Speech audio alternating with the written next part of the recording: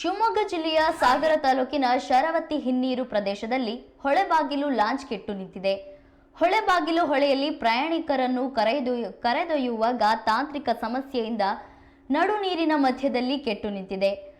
ಅಲ್ಲದೆ ಕೆಟ್ಟು ನಿಂತ ಲಾಂಚ್ ನಿರ್ಮಾಣ ಹಂತದಲ್ಲಿರುವ ಸಿಗಂದೂರು ಸೇತುವೆಯ ಕಂಬಕ್ಕೆ ಡಿಕ್ಕಿ ಹೊಡೆಯುವ ಸಾಧ್ಯತೆ ಸಹ ಇತ್ತು.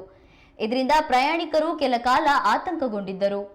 ಅದೃಷ್ಟವಶಾತ್ ತಕ್ಷಣ ಸೇತುವೆ ಕಾಮಗಾರಿ ಕೈಗೊಂಡಿದ್ದ ಡಿಬಿ ಲಾಂಚ್ ಮೂಲಕ ಕೆಟ್ಟು ನಿಂತಿದ್ದ ಲಾಂಚ್ ಅನ್ನ ಹಗ್ಗ ಕಟ್ಟಿ ದಡಕ್ಕೆ ತರುವಲ್ಲಿ ಯಶಸ್ವಿಯಾಗಿದ್ದು, ಡಿಬಿ ಲಾಂಚ್ ಸಿಬ್ಬಂದಿ ಸಮಯ ಪ್ರಜ್ಞೆಯಿಂದ ಅನಾಹುತ ತಪ್ಪಿದೆ. ದಡ ಸೇರಿದ ಬಳಿಕ ಪ್ರಯಾಣಿಕರು ನಿಟ್ಟುಸಿರು ಬಿಟ್ಟಿದ್ದಾರೆ.